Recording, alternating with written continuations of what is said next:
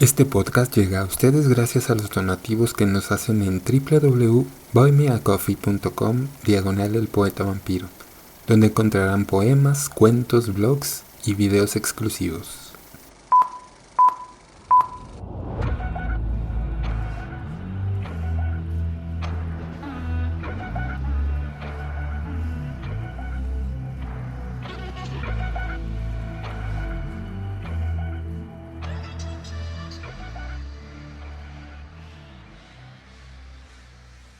En estos podcasts de poesía, lo que intento hacer es que ustedes no solamente aprendan a leer poesía, sino que también sepan escribirla, pero también sepan sentirla, que ustedes sepan cómo se siente el leer tal o cual frase, tal o cual verso, tal o cual estrofa, tal o cual X, Y o Z, cómo sentirlo. Porque muchas veces nos hemos dado cuenta que no sabemos expresar nuestros sentimientos. Muchas veces llegamos con el psicólogo, con un amigo, con la familia, etcétera, y te dicen, hola, ¿cómo estás? Y tú, no, pues estoy bien. No, pero ¿cómo te sientes? Y muchas veces no sabes expresar ese sentimiento, no sabes cómo decirlo, no sabes por qué decirlo, no sabes cómo expresarlo, e incluso muchas veces nosotros mismos lo decimos. Pues es que la verdad no sé cómo me siento, no sé qué es lo que, no sé qué es lo que me pasa. Entonces, ese es uno de los objetivos que yo tengo al tener este podcast. Es uno de los objetivos que trato de lograr cuando ustedes leen la poesía.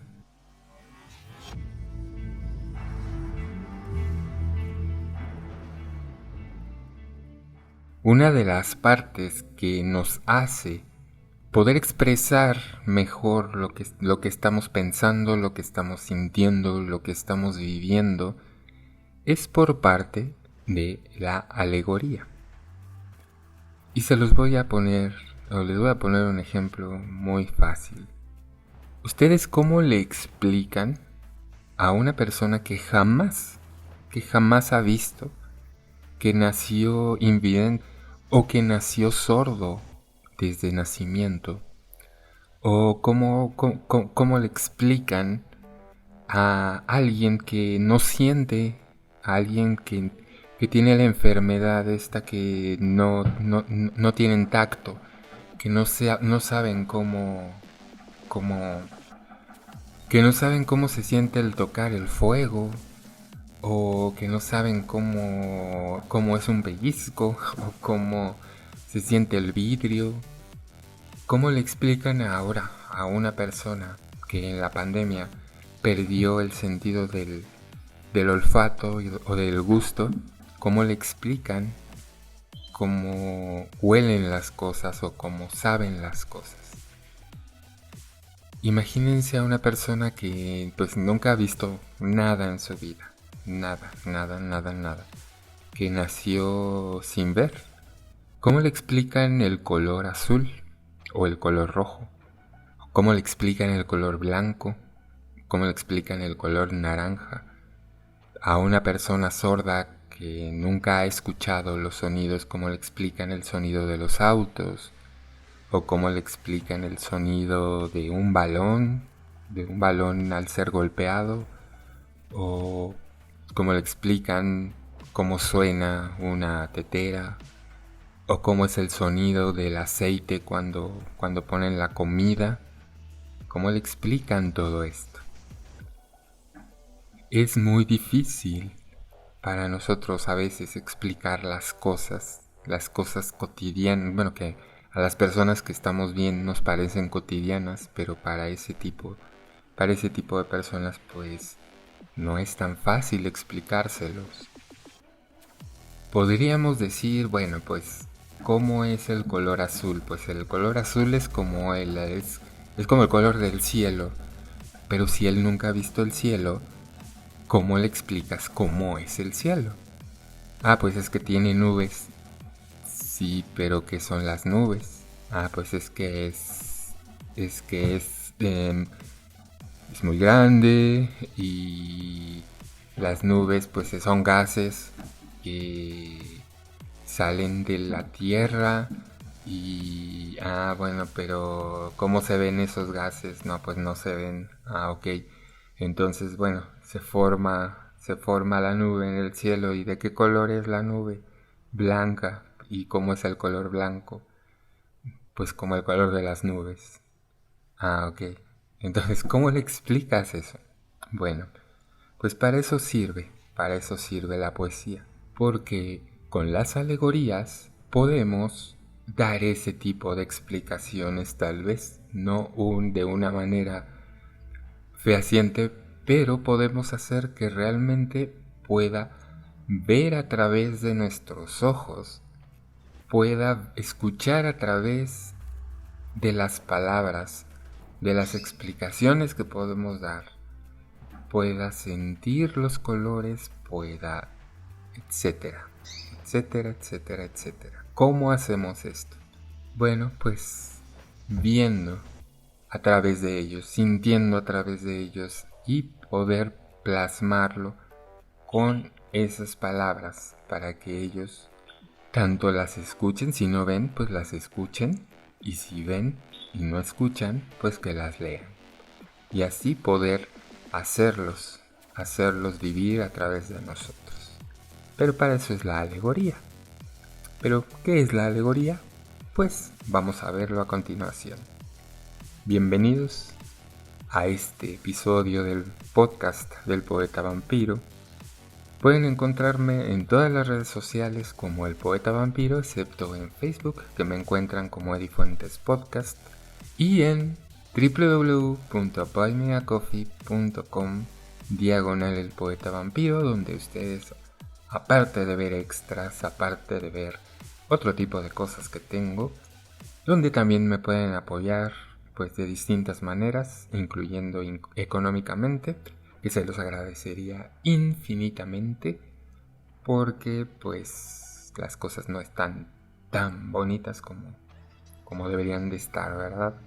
Estamos viviendo una época un poco caótica en México, entonces pues les agradecería mucho sus aportaciones. También voy a tener algunas cosas, alguna mercancía que van a poder ver relacionada obviamente con la poesía, ya la verán, pero pues ya les estaré informando. Ok, así es que pues vamos a ver qué es una alegoría. Comencemos.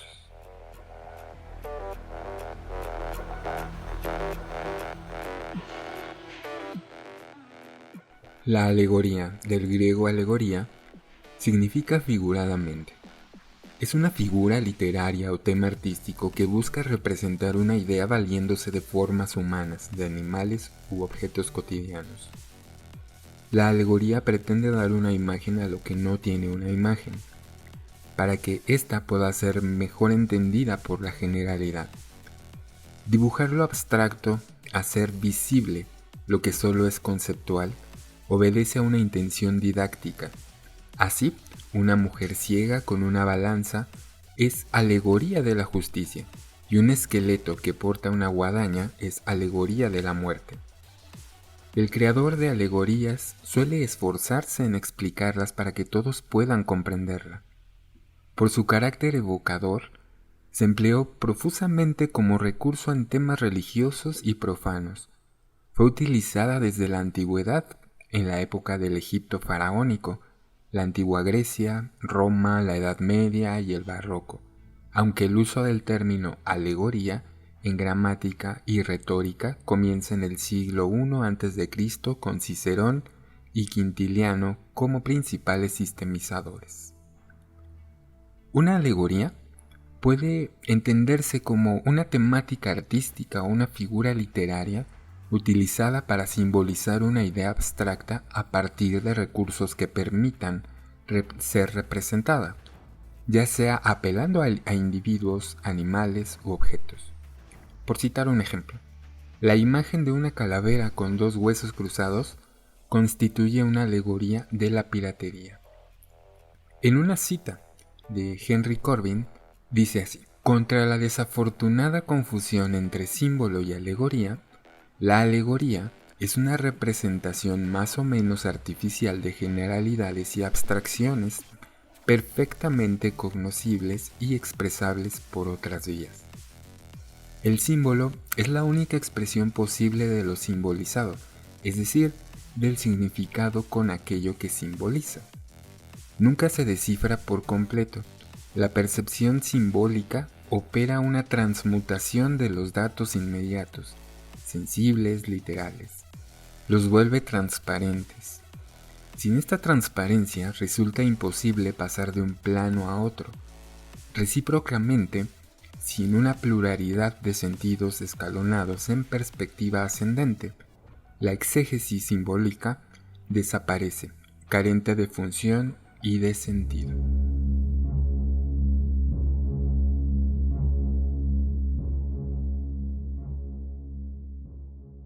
Entonces, la alegoría es hacer de aquello que es invisible, de aquello que no podemos tocarlo, verlo, escucharlo, de esas cosas abstractas, hacerlo tangible, hacer de lo intangible tangible.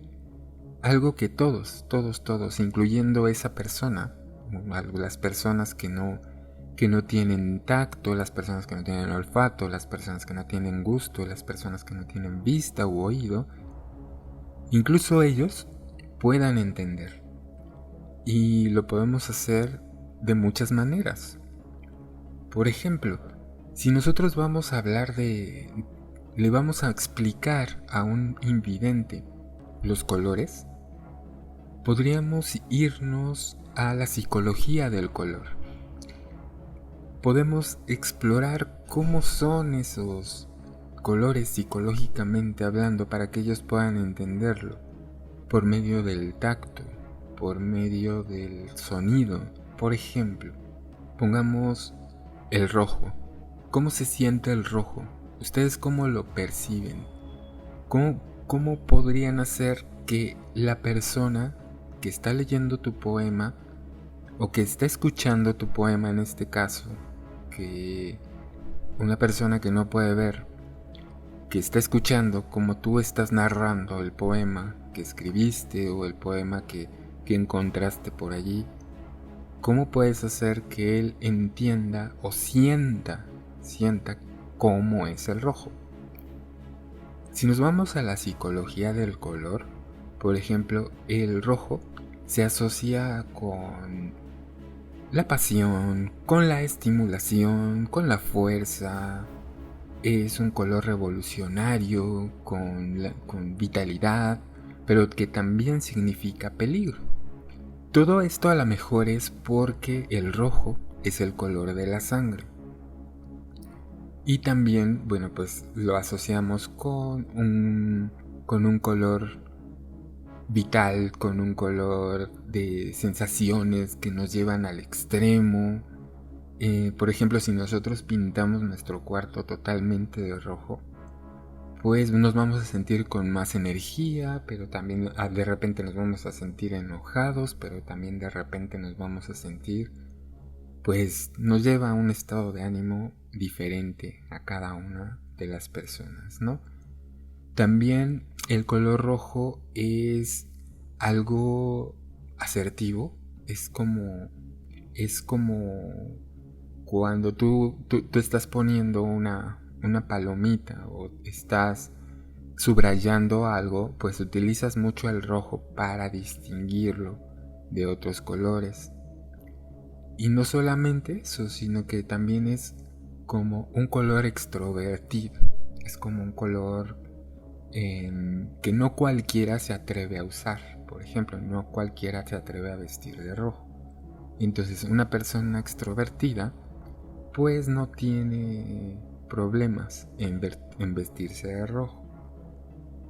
Y nos podemos ir a otros elementos de la naturaleza, por ejemplo el fuego, nos podemos ir con el color de las flores, etc. Pero bueno, Entonces, ¿cómo le explicas a un invidente cómo es el rojo? Si nosotros o vemos en la psicología de los colores que es el color de la pasión, podemos decirlo, podemos explicar en el poema el color rojo se ve o se siente como sientes la pasión o como sientes la vitalidad.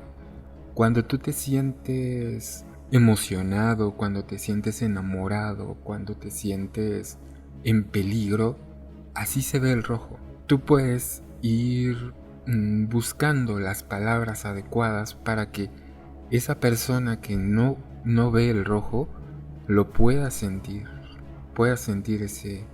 ese color. Entonces tú puedes decirle, cuando estás estimulado, así se siente el rojo.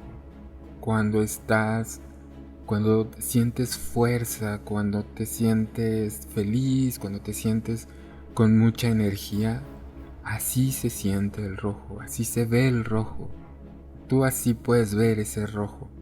Puedes ir incluyendo otros elementos, por ejemplo, cuando tú tienes calor, cuando tocas una llama, la llama de una vela, o cuando tocas la llama en una estufa, o cuando tocas las llamas en una fogata, así tú sientes el rojo. Entonces tú vas en tu poema, vas jugando con esos sentimientos, con esas palabras, para que tú puedas hacer que la persona que no ve el rojo pueda por lo menos imaginarse cómo se siente el rojo. Y así nos podemos seguir con todos los colores. Por ejemplo, el amarillo, que representa felicidad, riqueza, poder, abundancia. El azul, tranquilidad, frescura, inteligencia, etc. Y tú así puedes ir en tu poema haciendo todo este tipo de alegorías acerca de los colores. Y obviamente no solamente de los colores, como les digo, también del sonido. ¿Cómo le explicas a una persona que no escucha el sonido de una pelota que está botando, ¿no? Entonces, si él no escucha, nosotros nos vamos a ir mucho por el latido de su corazón. Nos vamos a ir por el tacto. Por ejemplo, si yo te quiero explicar a ti, como una persona que no escucha, el sonido del bote de una pelota, le puedo decir, siente la vibración, así se escucha. Como tú sientes la vibración cuando rebota la pelota, así es como se escucha. Y por ejemplo, con la música, ¿tú cómo le explicas a una persona que no escucha cómo se escucha Vivaldi? Cuando tú escuchas a Vivaldi, el ritmo del corazón se acelera, se va acelerando, se va disminuyendo, tú empiezas a sentir un poco más de cosas, pero tú que escuchas. Entonces, a una persona que no escucha, le puedes decir, Vivaldi se escucha como cuando estás muy tranquilo. Así se escucha, como cuando estás tranquilo, pero a la vez enamorado, pero a la vez te sientes seguro en algún lugar. Así se escucha una canción de Vivaldi. En cambio, no sé, una canción de rock o una canción de cumbia, cuando tú te sientes muy acelerado, así se escucha acelerado, se escucha esto, se escucha lo otro. Entonces tú con las palabras, tú ya en el poema vas haciendo alegoría con todo esto. Por ejemplo, ayer tuve la confianza del azul y tuve la pureza del celeste. Tal como el cielo, tal como el agua, me sentí tan tranquilo y lleno de frescura. Tal como es el azul, tal como se mira el azul, así me sentí el día de hoy. El ritmo de mi corazón disminuyó, el ritmo de mi sangre corrió más lento, y así siento el azul. Así se ve el azul, azul azul, azul. No sé, o sea, es un ejemplo muy rápido, muy tonto que estoy improvisando. Pero así vamos haciendo alegorías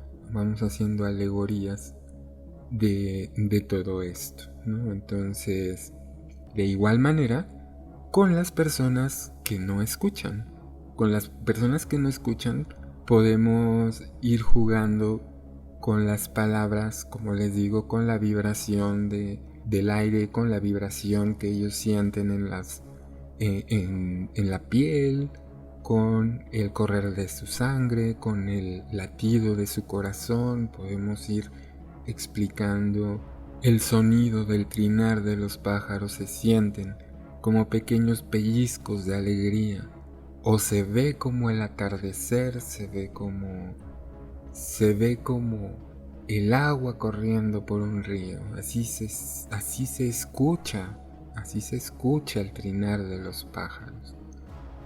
Y vamos haciendo así alegorías de las cosas que no podemos ver. Es por eso que, por ejemplo, otro ejemplo de alegoría, en el poema Alba Venid, buen amigo de Íñigo López de Mendoza, marqués de Santillana, dice: Alba venid, buen amigo, alma venid, amigo el que yo más quería venir al alba del día, amigo el que yo más amaba, venid a la luz del alba, venid a la luz del día, non vayáis por compañía, venid a la luz del día, non traigas gran compañía. Aquí lo que está haciendo el autor, en este caso Íñigo López de Mendoza, pues está transformando el alba que pues, nosotros no, o sea, sabemos lo que es, sabemos lo que significa, pero lo está transformando en algo material, que es un amigo. Entonces, pues ahí está poniendo como, o ahí es donde está la alegoría, ¿no? Yo muchas veces en mis poemas, y de hecho muchas personas, ¿no? Hablamos de la luna, ¿no? La luna que es nuestra eterna compañera, es nuestra compañía en la soledad. Para muchos es como nuestra novia, ¿no? Es como mi novia la luna, que está allá arriba mirándome, llenándome de su luz, llenándome de su amor, llenando mi sangre, etcétera, etcétera, etcétera, ¿no? Ese es otro ejemplo de alegoría.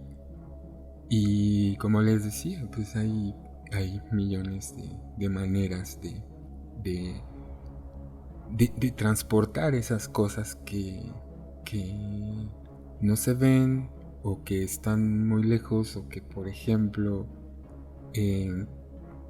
las podemos tocar o las podemos sentir, pero que les damos otra dirección de lo que sentimos, ¿no?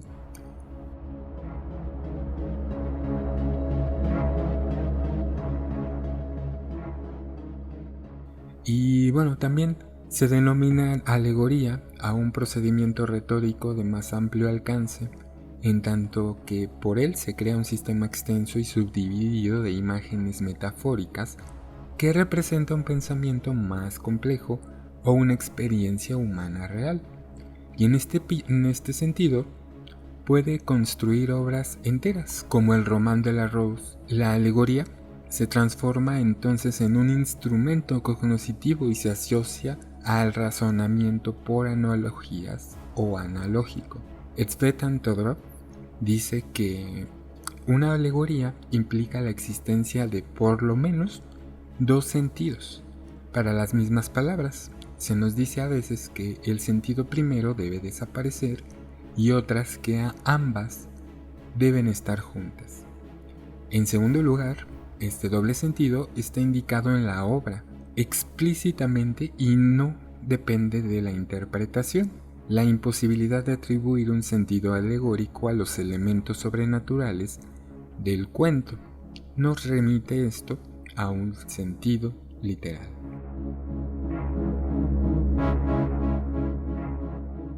Los escritores y oradores suelen utilizar alegorías para transmitir significados semiocultos o complejos a través de figuras, acciones, imágenes o acontecimientos simbólicos que, en conjunto, crean el significado moral o político que el autor desea transmitir. Muchas alegorías, de hecho, utilizan la personificación de conceptos abstractos. Atestiguado esto por primera vez en 1382. La palabra alegoría procede del latín alegoría y la latinización del griego alegoría, del lenguaje velado figurado, que a su vez procede tanto de aios, otro diferente, como de agoreu, arengar, hablar en asamblea, que procede de agora o asamblea.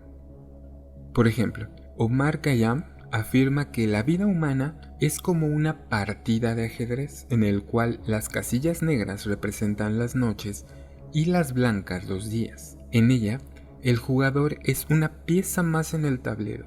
Jorge Manrique, por otra parte, afirma, tomándolo del Eclesiastés, que nuestras vidas son ríos y como ellos solo parecen diferentes en su curso y caudal, pero no en su final, que es el mar, o sea, la muerte. El final ha sido ya escrito, pero no el transcurso de la vida. Y Bernardo de Chartres enseñaba que somos enanos a hombros de gigantes, porque por nosotros mismos no podemos ver muy lejos, pero subidos a los hombros del saber antiguo, podemos ver incluso más de lo que vieron los grandes hombres del pasado. El significado alegórico es también uno de los 4 que es posible extraerle a la Sagrada Escritura, según los teólogos. Por otra parte, se conoce como escuela alegórico-dantesca la poesía alegórica española del siglo XV, influenciada por la Divina Comedia de Dante Alighieri. Podemos ver en la Divina Comedia de Dante que la loba es alegoría de la traición y el león alegoría de la soberbia. Los principales representantes fueron don Íñigo López de Mendoza, el marqués de Santillana, y Juan de Mena. El dramaturgo barroco Pedro Calderón de la Barca llevó a su perfección el subgénero dramático alegórico en un acto de tema eucarístico denominado auto sacramental, donde los personajes son en realidad alegorías de conceptos abstractos. La alegoría no es más que un espejo que traslada lo que es con lo que no es, y está toda su elegancia en que salga parecida tanto la copia en la tabla que el que está mirando a una piense que está viendo entre ambas. Un buen ejemplo de alegoría son los siguientes versos de Jorge Manrique. Este mundo es el camino para el otro que es morada sin pensar, mas cumple tener buen tino para andar esta jornada sin errar. Partimos cuando nacemos, andamos mientras vivimos, y llegamos al tiempo que fallecemos. Así que cuando morimos, descansamos. Esto es de Coplas a la muerte de su padre, o estas frases de Cervantes. Dime, ¿no has visto tú representar alguna comedia donde se introducen reyes, emperadores y pontífices, caballeros, damas y otros diversos personajes? Uno hace el rufián, otro el embustero, este el mercader, aquel el soldado, otro el simple discreto, otro el enamorado simple, y acaba la comedia y desnudándose de los vestidos de la, quedan todos los recitantes iguales, responde Sancho. Sí he visto. Pues lo mismo, dijo Don Quijote, acontece en la comedia, y trato de este mundo donde hacen los emperadores, otros los pontífices, y finalmente todas cuantas figuras se pueden introducir en una comedia. Pero he llegado al fin, que es cuando se acaba la vida, a todos les quita la muerte las ropas que los diferenciaban, y quedan iguales en la sepultura.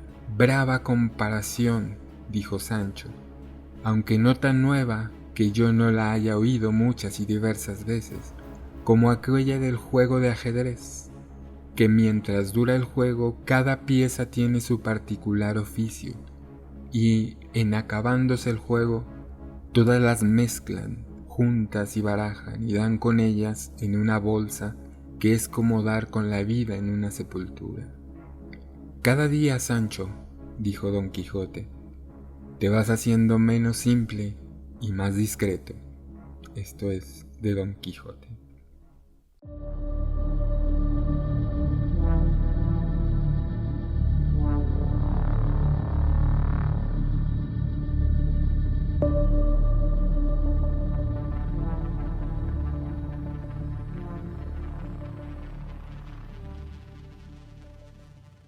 Entonces, como podemos ver, pues la alegoría pues no únicamente son esas pequeñas descripciones que yo les decía o de cómo hacer sentir a las personas, sino que también incluyen cosas mucho más elaboradas, mucho más grandes, que pueden ser incluso toda una novela completa, puede ser la alegoría de un algo, todo un poema, toda una frase, toda una película, por ejemplo, todo un cómic, todo un videojuego puede ser alegoría de algo. Puede ser una alegoría de la vida, una alegoría de la muerte, una alegoría del amor, una alegoría de lo que fuera. Y esto me lleva a pensar en una alegoría que creo que no muchos conocen como tal, como una alegoría, pero que últimamente ha estado muchísimo de moda. Últimamente pues ha estado de moda desde hace... no me acuerdo en qué año salió esta película. Una película llamada The Matrix, que es una alegoría gigantesca. Digo, aquí voy a decepcionar a muchas personas. Voy a decepcionar a muchísimas personas que tal vez me escuchen y que me sigan y que me conozcan personalmente, porque yo siempre estoy hablando de salir de esta Matrix, de salir de todo esto, de que pues obviamente vivimos en una simulación y todo es una simulación y vivimos dentro de un programa de computadora. Entonces pues los voy a decepcionar un poco, porque pues más allá de que los hermanos Wachowski trataron, o que la gente, más que los hermanos Wachowski solamente hicieron la película, pero que la gente pues se lo empezó a tomar como real, ¿no? Empezó a decir, no, pues es que, y sí, mira, hay fallos en la Matrix, y si de repente ves los videos y de repente se detiene el avión y no avanza, entonces pues es que fue un fallo en la Matrix, fue un fallo en el programa de computadora. Pues es que vivimos en una simulación, vivimos en un programa de computadora. Entonces pues con toda la pena del mundo, pues les digo que The Matrix es una alegoría. Pero ¿de qué se trata? Digo, pues muchas de las personas pues ya hemos visto The Matrix miles de veces, pero para quienes no la hayan visto, pues es una aventura. Es una aventura de un personaje llamado Neo, que es un joven hacker que es convocado por el movimiento de resistencia liderado por otro hacker, otro tipo llamado Morfeo, y que luchan con la dominación de los seres humanos por las máquinas. Morfeo le ofrece 2 pastillas de diferentes colores, una que en la que continuará con esta ilusión, con la que continuará, dentro de este programa de computadora, y la otra lo va a sacar de ese programa de computadora y va a ver la verdad. El protagonista de esta película pues escoge la píldora roja, despierta en una cápsula, y pues de ahí pues van surgiendo pues muchas aventuras. Al final de cuentas pues el protagonista, que es Neo, pues sale de esta Matrix, sale de esta realidad y pues logra desesclavizar a las personas de las máquinas. Entonces, esto viene de una historia de Platón, una historia que es una alegoría de la vida, es una alegoría en donde ilustra un poco o donde pretende explicar que la humanidad no puede acceder al verdadero conocimiento, aunque lo intente, sino que solamente de esto ve una sombra, es solamente un esbozo, es solamente un algo, ¿no? Esta alegoría se llama La Caverna, fue escrita por Platón y de hecho los hermanos Wachowski se inspiraron, o pues sí, se inspiraron para hacer la película de esta historia, de la caverna de Platón. Entonces es allí donde yo les digo y les pido una disculpa por sacarlos de la otra Matrix. Y pues es una alegoría de Platón, no es que realmente vivamos en una simulación de computadora, ¿no? En la filosofía, de hecho, si vamos a hablar un poquito de Platón, en la filosofía una alegoría se usa para ilustrar ideas que son difíciles de comprender, especialmente cuando se quiere explicar un concepto abstracto. Por lo general, este recurso es utilizado en libros y tratados filosóficos. Algunos de los filósofos que han recurrido a esto han sido tanto Platón, como ya les decía, como Hegel y Kant. En esta alegoría de la caverna, como les digo, Platón busca explicar que la humanidad no puede acceder a este verdadero conocimiento, que solamente es una sombra. Y esta alegoría consiste en una cueva, donde se encuentra un grupo de prisioneros y una fogata que proyectan las sombras de lo que ocurre afuera de esa cueva.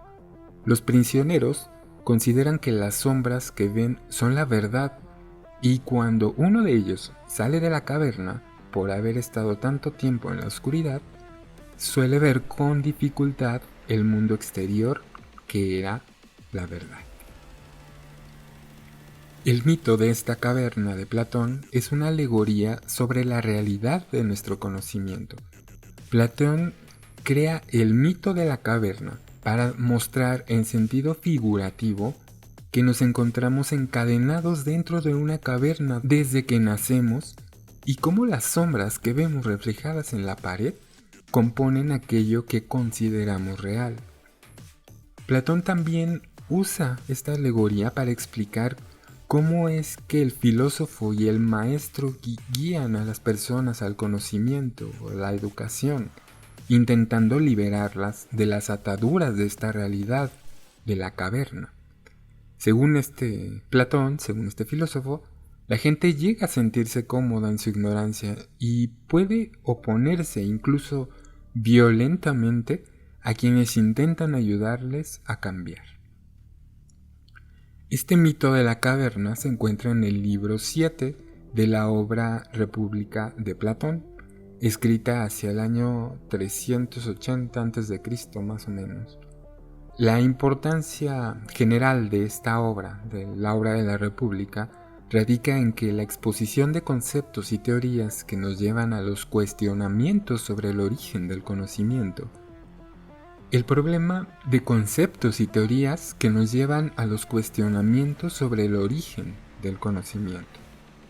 El problema de la representación de las cosas y la naturaleza de la propia realidad.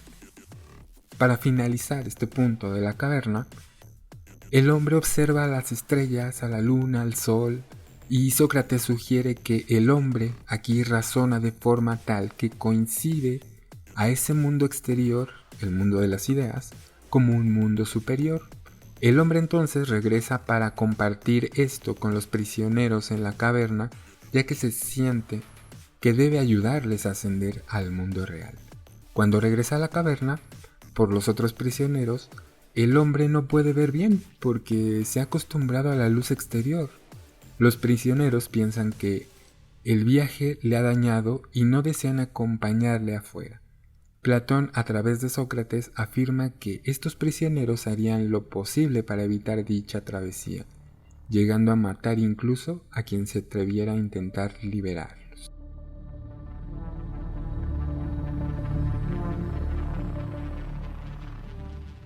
Analizando un poco en esta alegoría de la caverna, se divide en 3 dimensiones, digamos: la dimensión antropológica, la dimensión ontológica y la dimensión moral.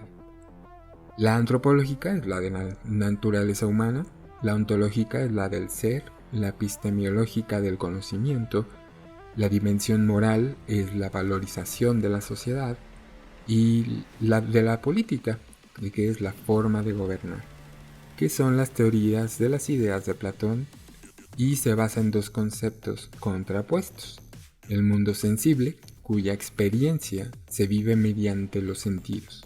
Son múltiples, corruptibles, mutables.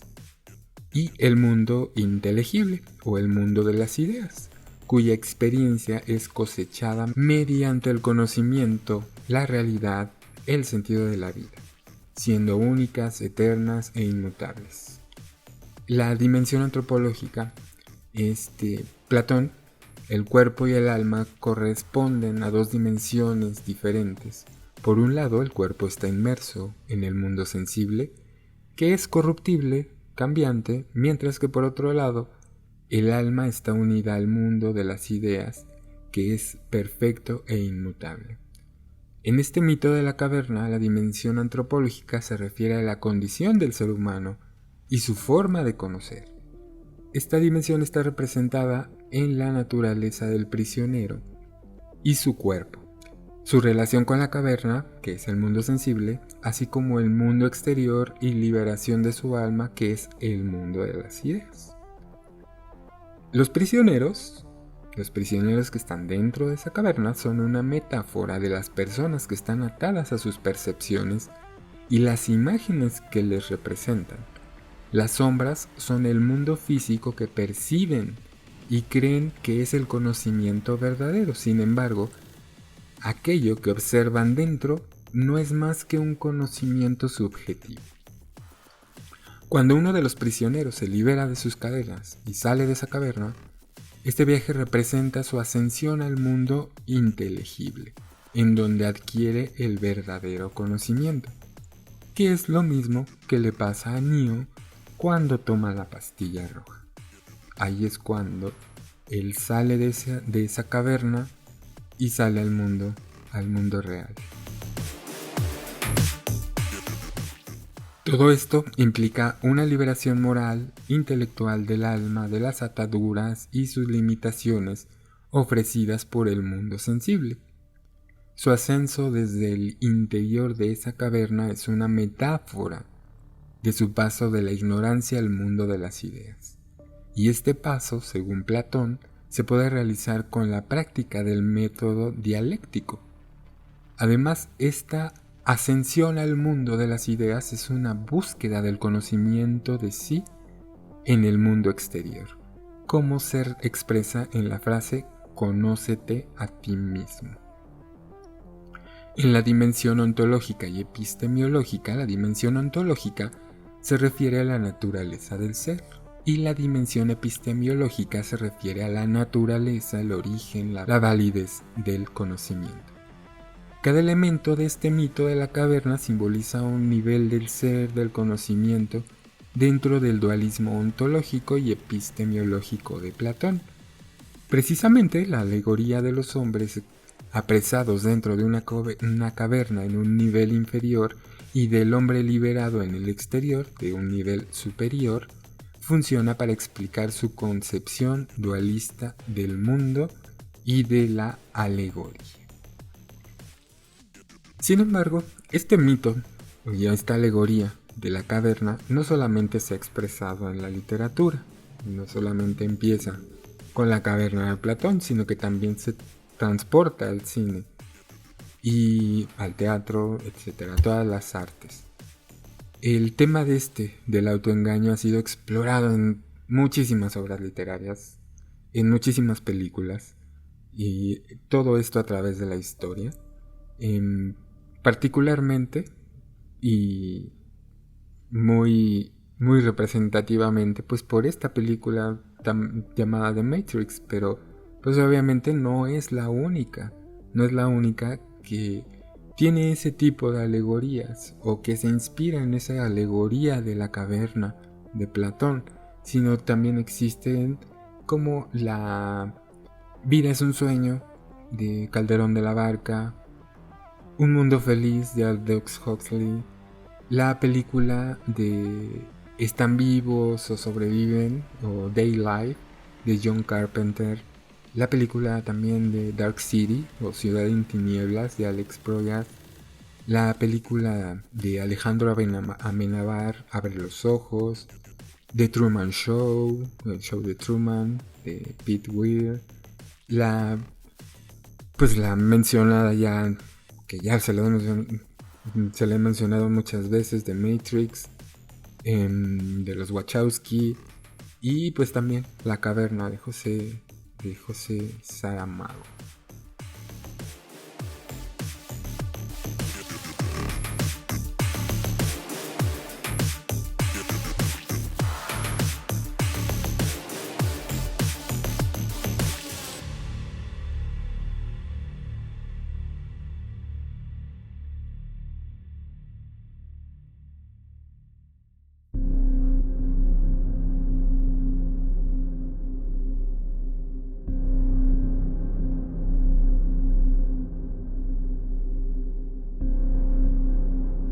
Otra de las alegorías que podemos explorar en este podcast es la dialéctica del amo y del esclavo de Hegel. En esta alegoría busca explicar la historia universal y su teoría del desarrollo de la autoconciencia.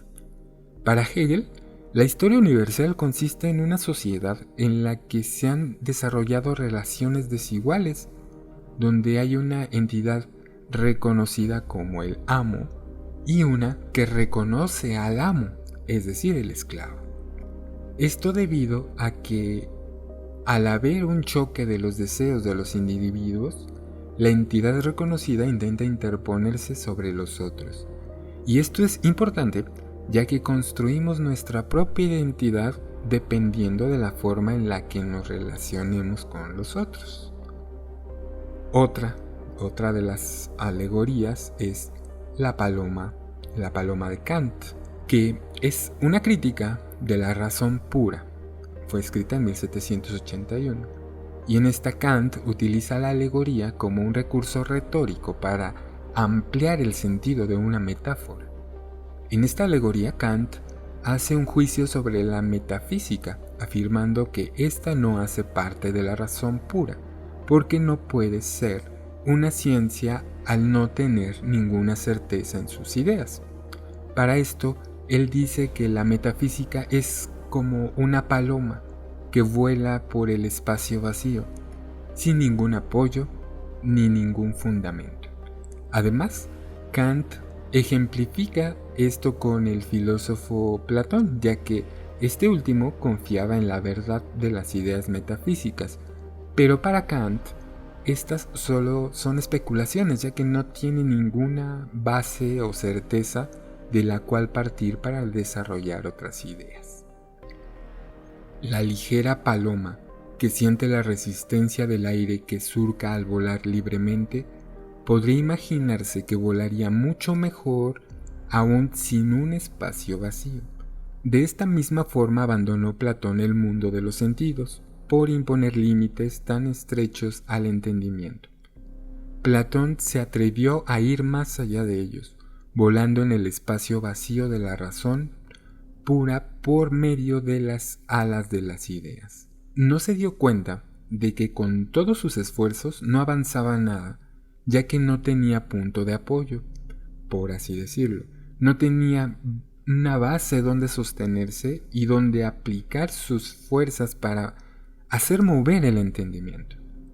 Pero suele ocurrirle a la razón humana que termina cuanto antes su edificio en la especulación y no examina hasta después si los cimientos tienen el asentamiento adecuado.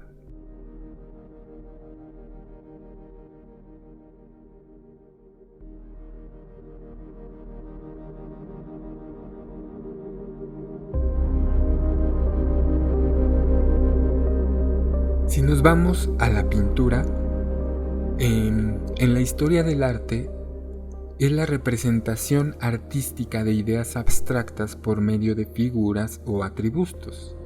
Son características de las alegorías del pintor flamenco El Bosco, o El carro de heno, o El jardín de las delicias, aunque también son propias de otros autores como Botticelli en su alegoría de la primavera o La calumnia del Apeles. Y en la pintura, pues obviamente vemos muchísimo de alegorías. Hay infinidad de pinturas que nosotros las vemos y llega alguien a explicarnos, pues es que esto significa la justicia porque tiene las balanzas, o esto significa la muerte porque mira la oscuridad y mira está todo completamente negro, todo es oscuro, y mira, está ahí la guadaña. O por ejemplo en el jardín de las delicias, pues vemos por ahí, son muchas imágenes que van representando alegorías de cada cosa que vamos viendo por ahí, no sé, una canasta con frutas, o vamos viendo por ahí, no sé, a una persona desnuda por allá, o bueno, pues están llenos de alegorías las pinturas. Las pinturas creo que es uno de los medios donde la poesía más donde la poesía actúa un poco más, ¿no? O sea, como les decía en el episodio de qué es la poesía, es transformar lo que no es en lo que ya es, ¿no? Entonces, pues todo comienza con las palabras, todo comienza con las ideas, todo comienza con esto. Entonces, es por eso importante, es muy importante conectar las alegorías con la poesía, ¿no?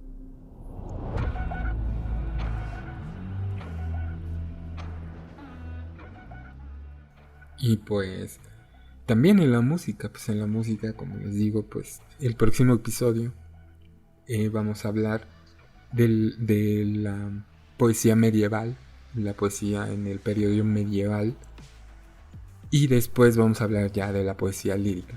Pero en la música, pues igual vemos mucho tipo de alegorías. Por ejemplo, soy fan de Soda Stereo, muchos ya lo saben, pero vamos a poner un poco sus palabras. Vamos a analizar un poco sus palabras, ¿no?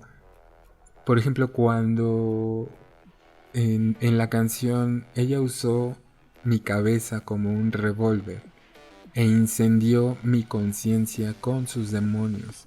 Me vi llegando tarde a todo. Después de un baño cerebral, estaba listo para ser amado. Pasa el tiempo y ahora creo que el vacío es un lugar normal. Analizando un poco esta letra, analizando un poco lo que trataba de decir Gustavo Cerati con ella usó mi cabeza como un revólver e incendió mi conciencia con sus demonios. Yo entiendo por esta canción, ya ustedes pues entenderán otra cosa, pero yo entiendo que esta persona con la que estaba saliendo le hizo una escena como de celos o se enojó con él. Entonces él de repente pues se enojó y sintió como un revólver, como si un revólver explotara dentro de su cabeza. Entonces lo llevó a ese enojo, o sea, el enojo que ella traía se lo contagió, por eso dice, incendió mi conciencia con sus demonios. Me vi llegando tarde a todo, o sea que fue una pelea como, pues, un poco grande y se le hizo tarde para llegar a otro lado. Ya después de tranquilizarse, después de un baño cerebral que a lo mejor se puso a leer algo o a lo mejor se puso a ver algo, pues ya estaba de nuevo listo para amar a esa persona otra vez. Pasa el tiempo y ahora creo que el vacío es un lugar normal. O sea que ya, ya se siente, ya no se siente con la misma confianza con esa misma persona, entonces pues se ha sentido vacío con ella y pues ya se le hace algo normal. Y esto, pues ya en el coro, por ejemplo, ella usó mi cabeza como un revólver. Y en el verso 2 dice, no creerías las cosas que he hecho por ella. Cobardemente pero sin vergüenza. Era una piedra en el agua, seca por dentro. Aún se siente cuando la verdad es la palabra sometida.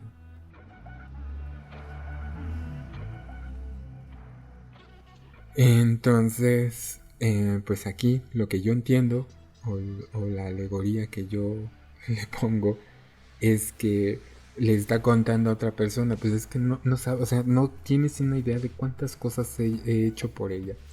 Y pues cobardemente, o a lo mejor he sido cobarde, pero ya era una piedra en el agua, seca por dentro.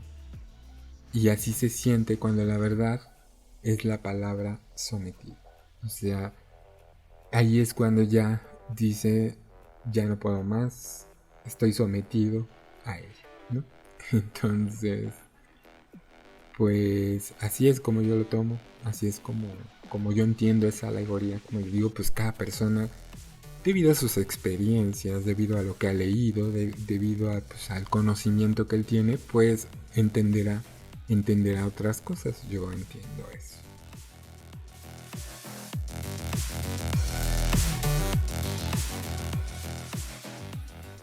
Sin embargo, la metáfora y la alegoría de repente pueden ser confundidas, ¿no? Entonces, no es lo mismo una metáfora que una alegoría, pero tampoco es lo mismo una analogía que una metáfora, ni una analogía igual que una alegoría. Una metáfora es una figura literaria también y es una tal vez de las más conocidas. Cuando nosotros hablamos de poesía, nos hablan mucho de metáforas, es que es metáfora de tal cosa, metáfora de cual otra, y se podría confundir con una alegoría, pero no. La metáfora emplea un concepto o palabra concreta en sustitución y representación de otra, con la cual mantiene algún tipo de relación de semejanza o alguna propiedad en común, lo que resulta representativa en ambos términos.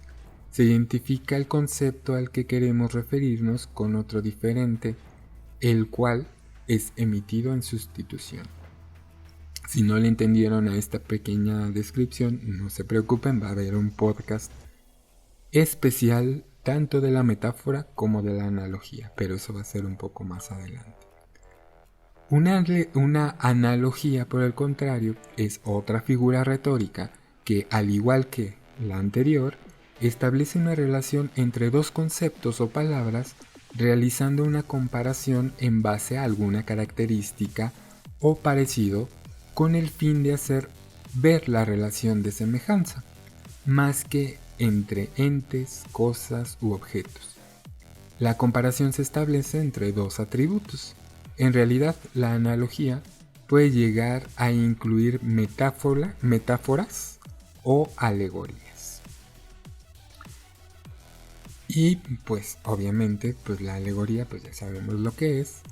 Y las principales diferencias entre estos conceptos Aunque son muy semejantes entre sí, las analogías, las metáforas y las alegorías presentan algunas diferencias que permiten distinguirlas y valorar su existencia por separado. Les voy a decir algunas. El nivel de especificidad. Aunque analogías, metáforas y alegorías son figuras diferentes, lo cierto es que las alegorías suelen incluir sucesiones de metáforas y que en las analogías pueden llegar a formarse a partir de estas. E incluso podemos considerar que las alegorías pueden incluir o formarse a partir de analogías. De esta manera, aunque por lo general todas las metáforas parten de algún tipo de analogía, no toda analogía tiene forma de metáfora. La segunda es la comparación o la sustitución. Una de las características más fácilmente visibles que diferencia una de las otras la encontramos en que mientras la analogía establece una comparación sin necesidad de cambiar los conceptos en sí, la metáfora directamente sustituye el término real con el que se compara. Y por último, la extensión necesaria para su comprensión. Otra característica en la que las figuras retóricas difieren se encuentran en la distinta longitud o duración necesaria para comprender los conceptos a los que se hace referencia. La metáfora suele ser breve y poder comprenderse por sí misma, al igual que la analogía. Sin embargo, siendo la alegoría una sucesión de metáforas, no puede comprenderse si no incluye diferentes fragmentos a lo largo de una comparación. Y 4. El nivel de sutileza y de abstracción. Otra de las diferencias entre estas figuras puede hallarse en el nivel de abstracción o logicidad requeridas para entenderlas. Por norma general, las analogías son representaciones que asociamos lógicas que indican un tipo de semejanza entre dos elementos, mientras que las metáforas y las alegorías tienden a requerir un esfuerzo mental más imaginativo y sutil al soler hacer referencia a elementos más abstractos, como la muerte, el amor o una relación entre conceptos en base a una característica común como la brillantez, la vivacidad o el color. En el caso de las metáforas, podemos encontrar ejemplos como las perlas de tu boca, para referirse a los dientes o su blancura, o tus dos luceros, para referirse a los ojos y su resplandor. Entre las analogías, un ejemplo podría ser: la vida es a la muerte, así como el amor es al odio, en el que se establece la analogía entre las relaciones vida y muerte, amor y odio, debido a que en ambos casos estamos hablando de relaciones de oposición o complementariedad entre conceptos. Otro sería: alas son a pájaros como piernas a humanos, en que ambos casos se habla de las extremidades superiores tanto de aves como de humanos. En lo que respecta a las alegorías, como ya lo vimos en todo el podcast, otro ejemplo puede ser el siguiente fragmento de coplas de Jorge Manrique, para hacer referencia al ciclo de la vida. Este mundo es el camino para el otro, que es morada sin pensar, mas cumple tener buen tino para andar esta jornada sin errar.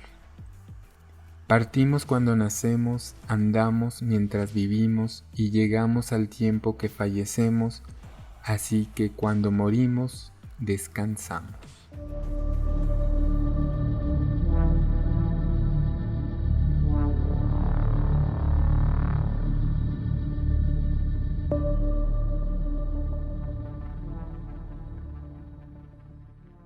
Y bueno, pues les agradezco mucho que hayan escuchado este podcast acerca de la alegoría. Es importante ver la alegoría antes de adentrarnos en otro tipo de movimientos artísticos, de movimientos poéticos, porque pues vamos a ir entendiendo mucho más las cosas que te trataban de decir en ese tiempo. En la época medieval, pues es cuando se hace más énfasis a los conceptos religiosos, a los conceptos de entre batallas, entre conceptos de muchos tipos, ¿no? Entonces es importante conocer la alegoría antes de adentrarnos a otro tipo de cosas. Vamos a ver mucho de la Biblia, vamos a ver mucho de religión, vamos a ver mucho de todo esto. Entonces, pues este tipo de alegorías las vamos a estar viendo durante mucho tiempo hasta ahora, ¿no?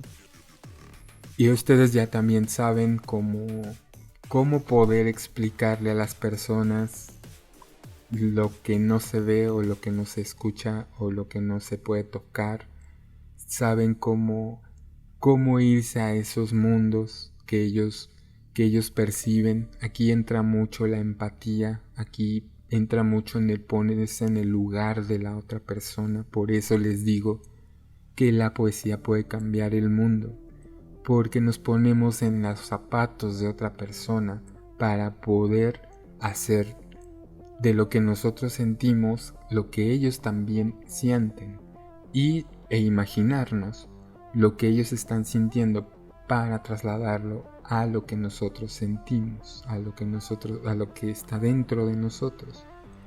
Entonces era súper importante ver lo que es una alegoría antes de adentrarnos a otros movimientos que continúa con la época medieval, la época barroca, la generación del 97, etcétera, etcétera, etcétera. Los vamos a ir viendo pues con el paso de los meses, porque pues tendría que hacer un podcast diario, pero pues no puedo. Sin embargo, pues los vamos a ir viendo poco a poco. Y pues como se dan cuenta, pues la alegoría es parte esencial, es parte muy importante de la poesía y de todo el arte en general. Ahora ya saben cómo leer una pintura, saben cómo ir buscando esos significados ocultos. Ahora ya saben que pues la Matrix fue una idea de Platón, que es una alegoría de la vida en sí. No es que realmente vivamos en una simulación, sino que pues es la propia imaginación de las personas lo que hace esto. Pero pues eso es una alegoría, ¿no? Eso es lo que hace. Y pues en verdad les agradezco mucho que hayan escuchado este podcast. Les recuerdo mis redes sociales. En todos lados me encuentran como El Poeta Vampiro, excepto en Facebook, que me encuentran como Eddie Fuentes Podcast.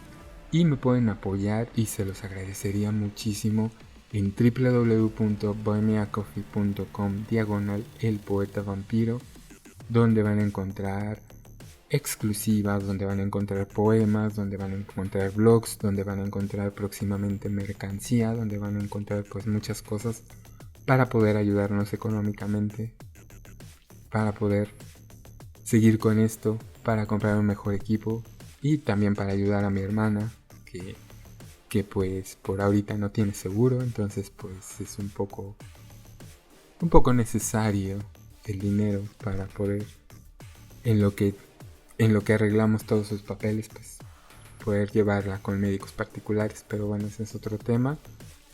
Pero se los agradecería muchísimo, en verdad muchísimo. Yo no quisiera apelar a esta lástima, pero pues de repente es necesario. Mi nombre es Eddie Fuentes, les mando muchos abrazos y sobre todo muchos besos sangrientos. Cuídense mucho y nos estamos viendo para la próxima. Hasta luego.